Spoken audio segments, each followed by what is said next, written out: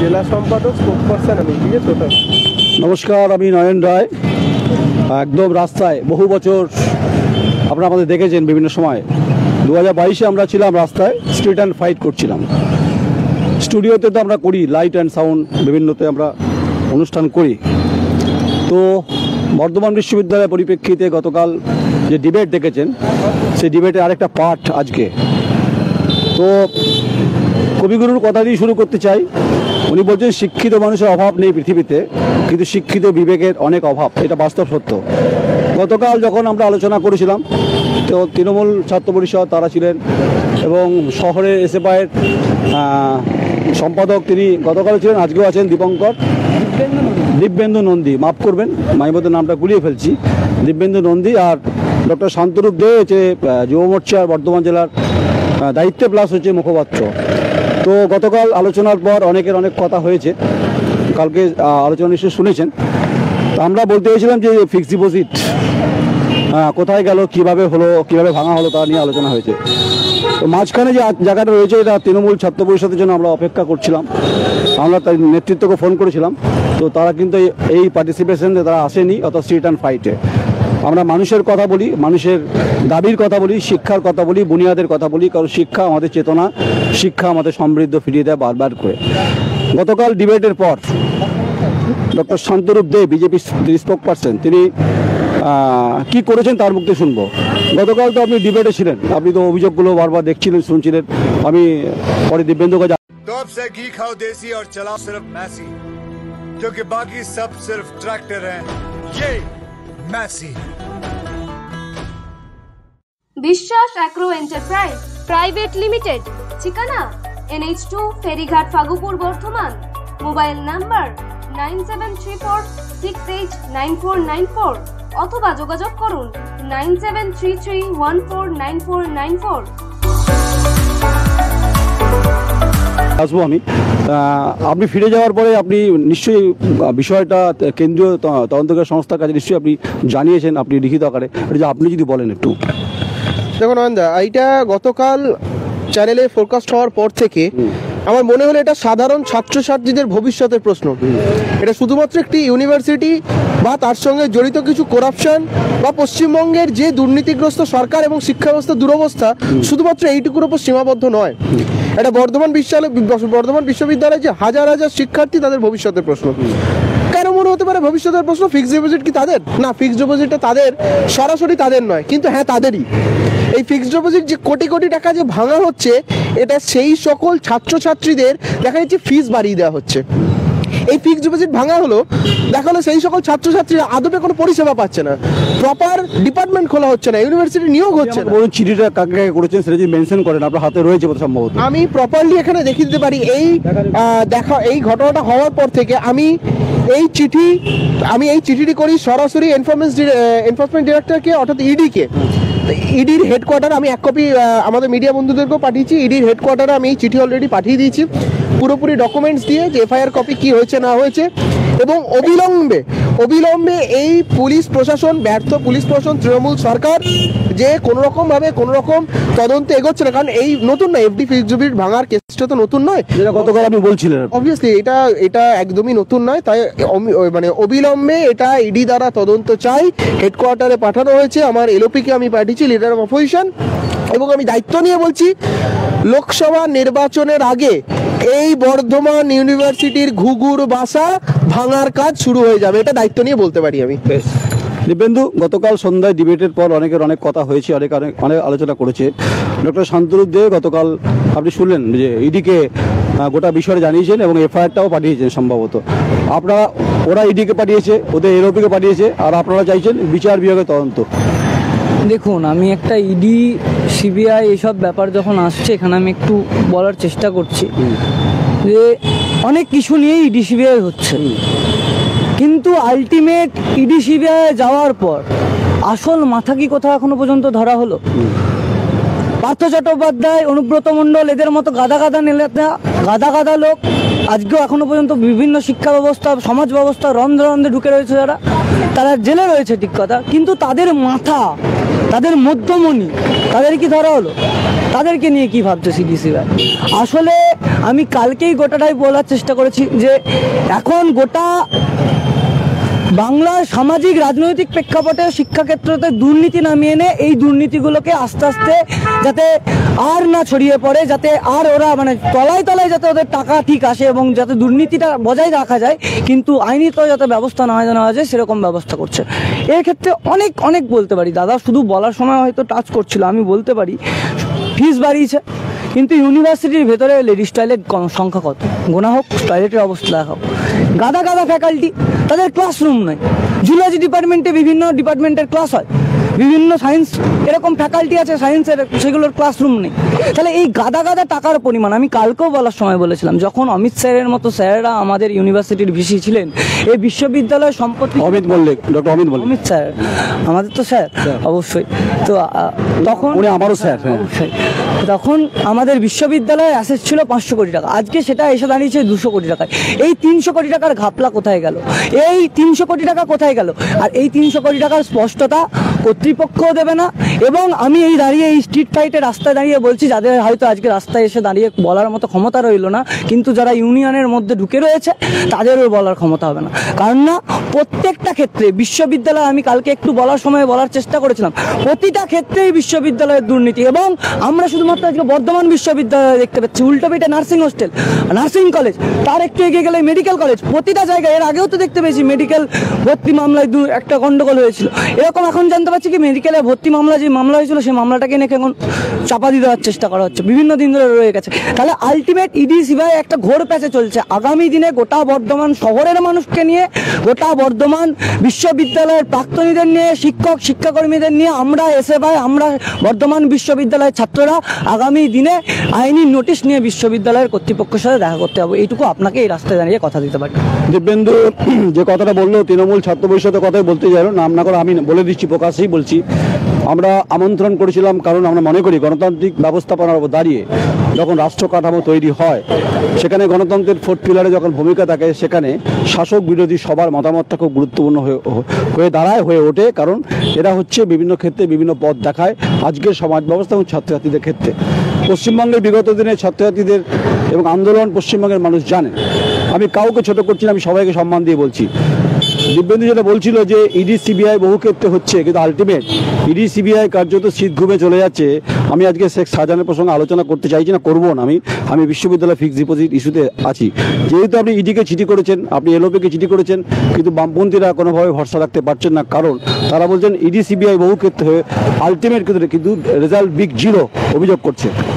ব্যাপারটা কি জানো তো নন্দা, বামপন্থীদের মতো শুধু রাস্তায় নেমে চিৎকার করলেই হয় না, আমরা একটা সুশৃঙ্খল দল, আমরা শৃঙ্খলা মেনে আইন মেনে কাজ করতে জানি। আচ্ছা বলো তো, পশ্চিমবঙ্গে ইডি সিবিআই লাগার পর একটা জায়গায় দেখো এরকম একটা বৃহত্তর নেতা মন্ত্রীরা অ্যারেস্ট হয়েছে, কে অ্যারেস্ট হয়নি? শিক্ষামন্ত্রী অ্যারেস্ট হয়নি, একটার পর একটা মন্ত্রী অ্যারেস্ট হচ্ছে। কার দৌলতে হচ্ছে? সেন্ট্রাল গভর্নমেন্ট এবং বিজেপি এই যে তাগিদটা নিয়েছে, ভারতীয় জনতা পার্টির তাগিদ এবং সেন্ট্রালের যে এই যে তদন্তকারী সংস্থা, তাদের তদন্তের জন্যই তো অ্যারেস্টটা হচ্ছে। আর এই যে বাম ভাইরা এত চিৎকার করছে বাংলায়, এখানে এত চিৎকার চেঁচামেচি করছে, আর বাইরে গিয়ে ইন্ডি জোট করছে। সুতরাং এই তর্ক, আমি রাজনৈতিক তর্কে যেতে চাই, কারণ যেখানে সাধারণ ছাত্রছাত্রীদের ভবিষ্যতের প্রশ্ন, আমার মনে হয় সেখানে রাজনীতির ঊর্ধ্বে গিয়ে মানে সর্ব রাজনীতি দল মিলেমিশে এই কাজটা করা উচিত। কিন্তু দেখা যাচ্ছে দুর্ভাগ্য, কেউ এগিয়ে আসছে না, শুধু মানে মেধা চুরি হলো, সম্পত্তি নিয়ে বেহাত, বিভিন্ন অভিযোগের পর অভিযোগ, কার্যত বর্ধমান বিশ্ববিদ্যালয়ের মধ্যে কাঠগড়া দাঁড়িয়ে আছে। চুরি হতে কি বাকি আছে বলো? চাকরি থেকে মেধা, মেধা থেকে শিক্ষা, শিক্ষা থেকে মানে আমানত থেকে শুরু করে একদম ফান্ড, সমস্তটা চুরি হয়ে গেছে। আছে এটা কি? কদিন পর দেখবে গোটা বিল্ডিংটাও তলায় তলায় চুরি। বিল্ডিং থেকে মনে পড়লো, এই যে বিল্ডিংটার যার সামনে আমরা দাঁড়িয়ে এখানে এত স্ট্রিট ফাইট করছি, এই বিল্ডিংকে নিয়েও ভুরি তছরূপের অভিযোগ আছে। সুতরাং এই শুধু বর্ধমান ইউনিভার্সিটি একটা, যেহেতু আমার বাসস্থান, যেহেতু আমার নির্বাচনী ক্ষেত্র, আগামী দিনে দাঁড়িয়ে এই বর্ধমান ইউনিভার্সিটি তথা বর্ধমানের মধ্যে ঢুকে থাকা সামনেই মেডিকেল কলেজ, যার এগেনস্টে আমি নিজে বারবার আমি অভিযোগ করেছি। সেই অভিযোগের ফলস্বরূপ আগামী 72 ঘন্টার মধ্যে মেডিকেল কলেজের বিরুদ্ধে অভিযোগ করবে। দেখো কি হতে চলেছে। সুতরাং বর্ধমান যেহেতু আমার নির্বাচনী ক্ষেত্র এবং বাসস্থান, আমার শিক্ষা বেড়ে ওঠা বর্ধমান, এই বর্ধমানে যতগুলো ঘুঘুর বাসা আছে সবকটা একটার পর একটা ভাঙা হবে। আর যদি মনে হয় যে বাম ভাইরা তাদের রাজনৈতিক স্বার্থ সিদ্ধি লাভের জন্য হাতে হাত রাখতে পারবে না, বিজেপি একা লড়াই করতে জানে। আমরা শৃঙ্খলাবদ্ধ আইন মেনে কিভাবে ন্যায় দাবিটা লড়ে নিতে সেটা আমরা খুব ভালো করে জানি। দিব্যেন্দুকে মশা কামড়াচ্ছে, কারণ মশা হচ্ছে বর্ধমানে খুব বিখ্যাত। বর্ধমানের যেমন সীতাভোগ বিখ্যাত, বর্ধমানে মশাও খুব বিখ্যাত। আমাদের সমীরকেও কামড়াচ্ছে, খুব স্বাভাবিক। আমরা এখনও অপেক্ষা করছি তৃণমূল ছাত্র পরিষদে প্রতিনিধির জন্য আমরা জায়গাটা ফাঁকা রেখেছি। আমরা যেহেতু ফেডারেল স্ট্রাকচারে বিশ্বাস করি, যেহেতু মুখ্যমন্ত্রী মমতা বন্দ্যোপাধ্যায় বারবার করে বলেন আমরা গণতান্ত্রিক ব্যবস্থায়, বারবার বলছি যে আমরা কাঠামোতে বিশ্বাস করি, তাই জায়গাটা ফাঁকা রাখছি। তৃণমূল ছাত্র পরিষদ যেন মনে না করে যে আমরা ইন্টেনশনালি ওদের ডাকিনি, ভুল করছেন আপনারা। আমরা যেমন বিজেপিকে ডেকেছি তেমনি এসএফআইকে ডেকেছি, আমরা তৃণমূল ছাত্র পরিষদকে ডেকেছিলাম, কারণ অভিযোগটা তাদের বিরুদ্ধে উঠছে বিভিন্ন ক্ষেত্রে। দিব্যেন্দু যে কথাগুলো উঠছে বারবার করে, আবার মেডিকেল কলেজের কথা বললো যে কোনো মুহূর্তে তদন্ত হতে পারে, তদন্তের পর তদন্ত, তারিখের তারিখ, যেটা আমি কাল দামিনী পিকচারের কথা বলছিলাম, এ কতদিন চলতে পারে? দেখুন, একটা কথা বলি, আমি কাউন্টার করার বিষয় নয়, এই কথাটা এখন যেহেতু বামপন্থীরা হয়তো লোকসভায় বিধানসভার কক্ষের ভেতরে নেই, তার জন্য তারিখের মতো বা করে দেওয়ার মতো ক্ষমতা আমাদের এই সময়ের মধ্যে নেই। কিন্তু এই দাদা বলছিল বলার সময় যে আমরা এই রাস্তায় দাঁড়িয়ে সত্যি কথাটা গলা খুলে চিৎকার করে বলতে পারি, কিন্তু বিধানসভা ভোটের আগে বা লোকসভা ভোটের আগে দু একটা বিধায়ক কিনে অদল বদল করে যেতে পারি না, এই চরিত্র আমাদের নেই। আবার যেই দাদা স্লোগানটা আজকে দিচ্ছে, দাদাদের বলবো, দাদাদের স্বভাব থেকে ওইটাই হচ্ছে যে কখনো কখনো বিধায়ক কিনে নেওয়া বেছে নেওয়ার মতো তদন্তগুলোকেও তলায় তলায় চাপা দেওয়া হচ্ছে। আমি যেটা বারবার বলার চেষ্টা করছি, আসল যে চোর, আসল যে দোষী, তাকে ধরা হোক। আসল মাথা, আপনারা বারবার বলছে আসল মাথা। কালকে কথার সময় বলছিলাম যে শুধুমাত্র কান, আমি এখন বলার সময়, কালকে বলার পর আরেকজন ছাত্র বলছিলেন যে ওটা শুধু কান নয়, এখন অ্যাপেন্ডিক্সটাকে কেটে বাদ দিয়েছে কর্তৃপক্ষ। যাদেরকে বাদ দেওয়া হলো তারা কি, তাদের কি কতটা কি, তারা একজন পিওন লেভেলের পোস্ট। এর বিষয়ে আগে ফিক্সড ডিপোজিট অনেক আগে ভাঙা হয়েছে, তাহলে তখন কথা গতকাল শান্তনু বলছিলেন 1982 সালে কথা, কিছু আপনি রেফারেন্স টানছিলেন আপনি, হ্যাঁ বলুন। তখন জানতো না, তাহলে একই বিষয়, গোটা ইউনিভার্সিটির কর্তৃপক্ষের মাথার থেকে পা একটা আপাদমস্তক দুর্নীতিতে জড়িয়ে আছে, এবং এই দুর্নীতিকে মদত দিচ্ছে একটা সুশীল ছাত্র সংগঠন হিসাবে। ছাত্র সংগঠনের যা কাজ বা ছাত্রদের দাবি দেওয়া নিয়ে যে কাজ হওয়ার কথা ছিল, ইউনিয়নে যারা বসে আছে, আমি আবার বলছি, গোটা বর্ধমান বিশ্ববিদ্যালয়, এই বিশ্ববিদ্যালয়ের কলেজগুলোর ইউনিয়নে যারা বসে আছে তারা সে কাজ করছে না। তারা কখনো কখনো ফ্রেশার্স, কখনো কখনো সোশ্যাল, তার টাকা নিজেদের পকেটে ভরছে, কাজ ঘুষিয়ে যাচ্ছে, বাস। দিব্যেন্দুর কথা তৃণমূল ছাত্র পরিষদ শুনছেন, জেলা শুনছেন, রাজ্য শুনছেন, সবাই শুনছেন, আর শান্তরূপের কথা তার দল শুনছে, সাধারণ মানুষ সবাই শুনছে। দিব্যেন্দু এবং শান্তরূপ যে কথা বলছে, আমিও সে কথাই বলছি। হাতে আমার কাছে এফআইআর কপি রয়েছে, আমি এফআইআর কপির পরিপ্রেক্ষিতেই বলছি যে ফিক্সড ডিপোজিট কারা ভাঙলো, এর পিছনে কারা কারা আছে, আসল তদন্ত করবেন তদন্তকারী সংস্থা, রাজ্যের পুলিশ করবেন। যদিও বর্ধমান থানায় এফআইআর হয়েছে, সেটা সবাই জানে, কিন্তু আলটিমেট রেজাল্ট আদৌ কি বেরোবে, যে প্রশ্নটা বাম ভাই করছে, মানে বামপন্থীরা করছে, ছাত্র সংগঠন এসএফআই, একই অভিযোগ কিন্তু তোমরা করছে। তাই বাধ্য হয়ে রাজ্যের উপর ভরসা না রেখে সরাসরি চলে গেছে ইডিতে।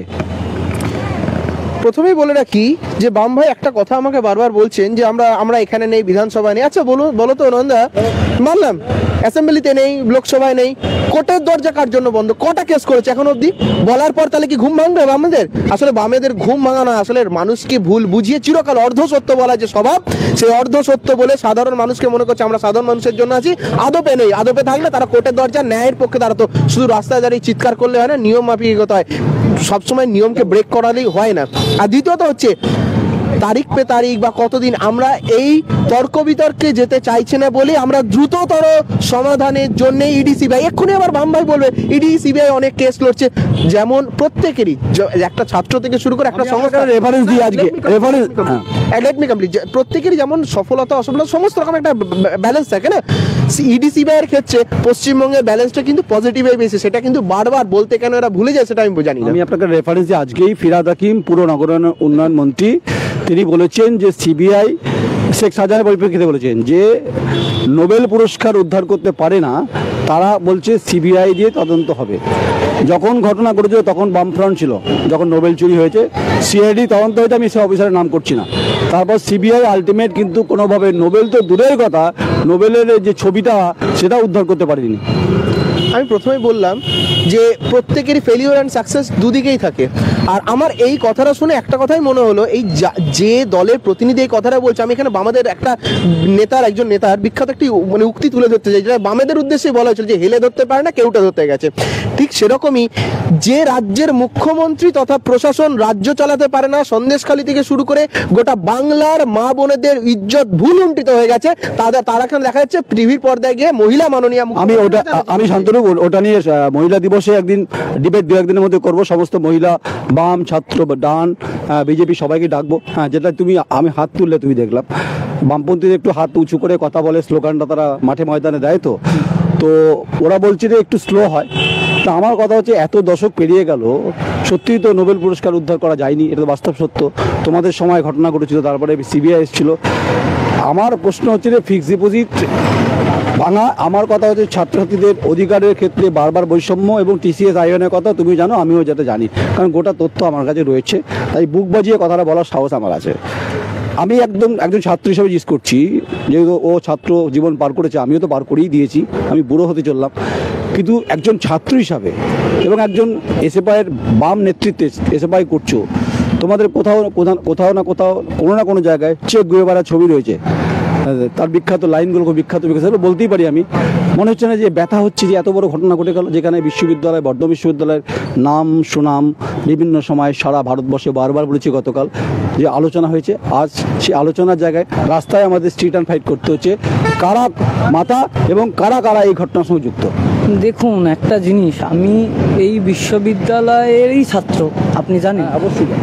তো গোটা আমার স্কুল জীবন থেকে কলেজ জীবন, বিশ্ববিদ্যালয় জীবন, গোটা শিক্ষা জীবনে একটা বড় অংশ আমি এই শহরের মধ্যে। তো একটা সময় দেখতাম যে একটা সময় ছিল, তখন আমাদের বাবারা, কাকারা, কিছু দাদারা, দিদিরা বলতো বড় হয়ে এখানে একটা ভালো করে কোনো একটা ডিপার্টমেন্টে অনার্স নিয়ে পড়ে তারপরে এমএ করে তুই একটা মাস্টারের শিক্ষকের চাকরি করবি। হ্যাঁ, আর তারপরে আমরা দেখতে পেলাম যখন আস্তে আস্তে একটু বড় হলাম, কিছু দাদা দিদিরা এখান থেকে বেরিয়ে বাইরে ইউনিভার্সিটিগুলোতে পড়তে শুরু করছে। তখন এই গোটা বর্ধমান বিশ্ববিদ্যালয়, তখনকার দাদা দিদিরা বলছে যে যদি বাঁচতে চাও তাহলে বর্ধমান বিশ্ববিদ্যালয়ে পড়ো না।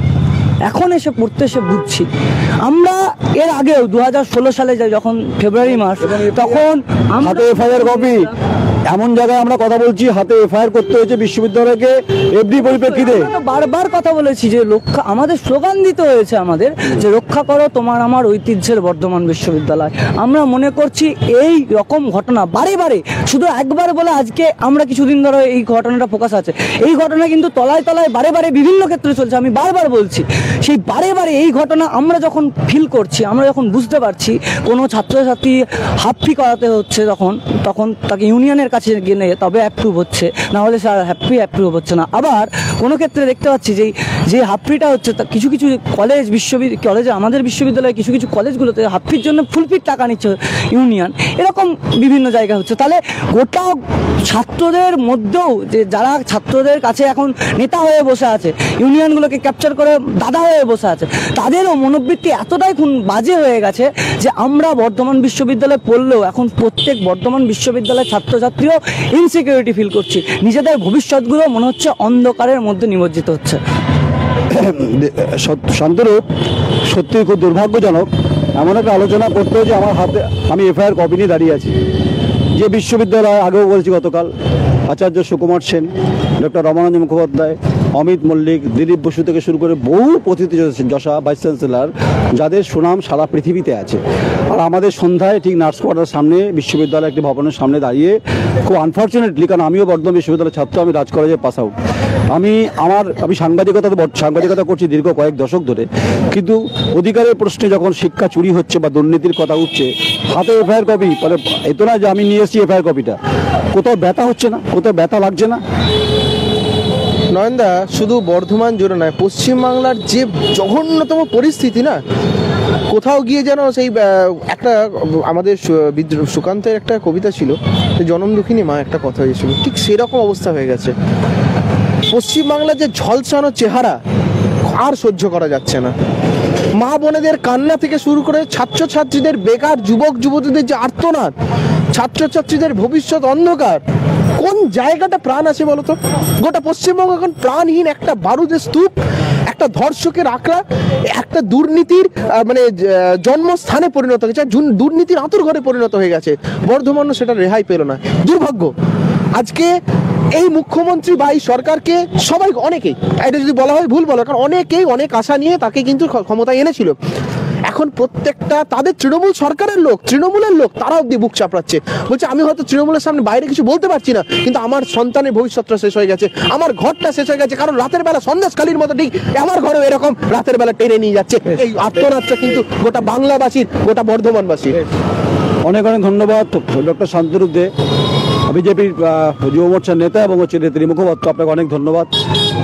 দিব্যেন্দু টাইটেল ভুলে যাচ্ছি মাঝে মধ্যে, দিব্যেন্দু নন্দী শহরের এসএফআইয়ের সম্পাদক। আর আমি নয়ন রায়। যতক্ষণ শ্বাস ততক্ষণ আশ, হাতে আমার এফআইআর কপি। আমি তো ওখানে দাঁড়াবো না, ওখানে যদি তৃণমূল ছাত্র পরিষদ রাখা ছিল, যার জন্য জায়গাটা আমি রেখে দিলাম, ফাঁকা রেখে দিলাম। ফাঁকা একদিন না একদিন পূরণ হবে, এটা সবাই, কারণ হয়তো ব্যস্ত ছিলেন বা হয়তো উত্তর নেই, হয়তো হতে পারে। যেহেতু আবার বলছি, আমি সম্মান সবাইকে, প্রত্যেকটি পলিটিক্যাল পার্টিকে করি, এটা আমার স্বভাব, এটা আমার হচ্ছে রুচি। কিন্তু আবার বলছি, বর্ধমান বিশ্ববিদ্যালয়ে ফিক্সড ডিপোজিট কারা ভাঙলো, কীভাবে ভাঙলো, তার তদন্ত যেমন বিভিন্নভাবে তদন্তকারী সংস্থা করবে, কিন্তু নয়ন রায় দ্য কোয়েরি.com এই বিশ্ববিদ্যালয়ের দুর্নীতির ক্ষেত্রে রাস্তায় নেমে যখন স্ট্রিট অ্যান্ড ফাইট করছে, অবশ্যই অধিকারের প্রশ্নে, মূল্যবোধের প্রশ্নে, শিক্ষার অগ্রগতির ক্ষেত্রে আমরা এই কথা বলবো বলবো বলবো। আমাদেরকে কোনোভাবে কোনো ভয়ের কাছে আমাদেরকে মাথা নত করা যাবে না, তাই ভাববার কোনো কারণ নেই। শাসক দল যদি ভেবে থাকেন যে আমরা তৃণমূল ছাত্র পরিষদকে ডাকিনি, ভুল ভাববেন। আমরা আমন্ত্রণ করেছিলাম, দেয়ার রিফিউজ। সঙ্গে থাকুন, দেখতে থাকুন, হাতে কিন্তু এফআইআর কপি নিয়ে দাঁড়িয়ে আছি। খুব বেদনার সঙ্গে বলছি, এই সংবাদ ধারাবাহিকভাবে চলবে। অসংখ্য ধন্যবাদ তোমাদের প্রত্যেককে। এই সন্ধ্যায়, বসন্তের সন্ধ্যায় আর কদিন পর দোল শুরু হবে, তাই বিভিন্ন রং মিলনদির রং পিচকারিতে আমরা রাঙিয়ে উঠবো। কারণ রবীন্দ্রনাথের ভাবনায় আমরা বড় হয়েছি, প্রত্যেকে রাবীন্দ্রিক ভাবনায় বড় হয়েছি, তাই রবীন্দ্রনাথের নোবেল কিন্তু আজও উদ্ধার হয়নি কো। আজ এখানেই শেষ করলাম। আজ না হোক কাল, কাল না হতো পরশু আবার বর্ধমান বিশ্ববিদ্যালয়ের সংবাদ রাস্তায় দাঁড়িয়ে কথা বলবো, কারণ গণতান্ত্রিক ফোর্থ পিলারের যে ভূমিকা, সেটা মানুষের জন্য, সে কথা আমরা বলবোই। নমস্কার, আমি নয়ন রায়, আমার সহকর্মী সবিতা খতার, বর্ধমান। तो अब से घी खाओ देसी और चलाओ सिर्फ मैसी, क्योंकि बाकी सब सिर्फ ट्रैक्टर हैं। ये मैसी।